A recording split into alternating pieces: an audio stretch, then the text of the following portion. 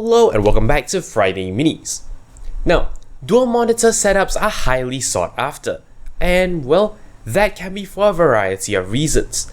I mean, if you have that two monitors, well, you have your boost in productivity because you can see more things at once. But even if you really don't benefit from doing that, well, it kinda just looks cool.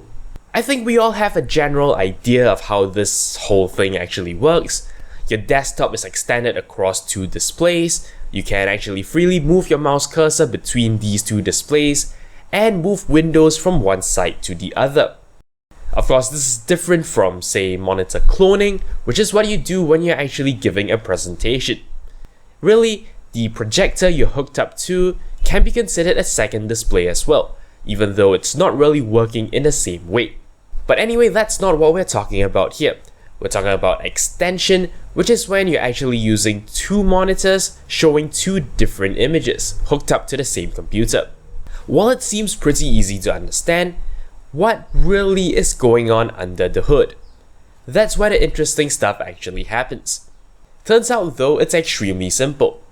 When you're using a single monitor, what your graphic card needs to do is it needs to find all the windows, composite them together into a single image, and send that image over to your monitor to display.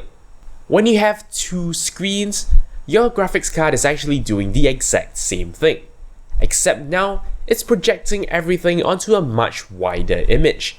It is in fact generating an extremely wide image that is large enough to fit both your screens.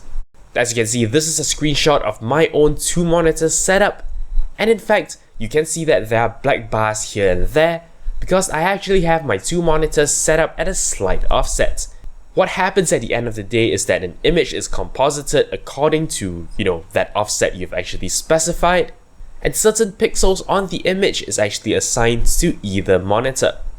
So yeah, there you go, that's the concept in a nutshell. You'll find that certain graphics cards actually give you a maximum resolution it can actually render at once, and that in fact is one factor that sort of goes into how many screens you can actually use. As long as your graphics card can actually render an image large enough to cover all the monitors you intend to use, that's going to be supported and that's going to work fine. Of course, if you intend to use more than two, which incidentally you actually can, you're going to have to find some kind of method to actually connect them to your computer.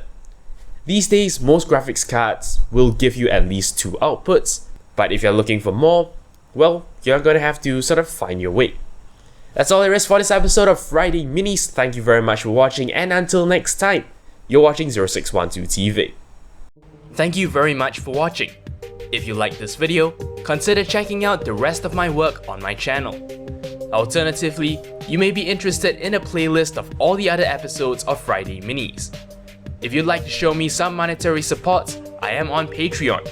You can find a link to my campaign in the video description. Of course, you can simply like this video or leave a comment. I'll be sure to respond as soon as I can.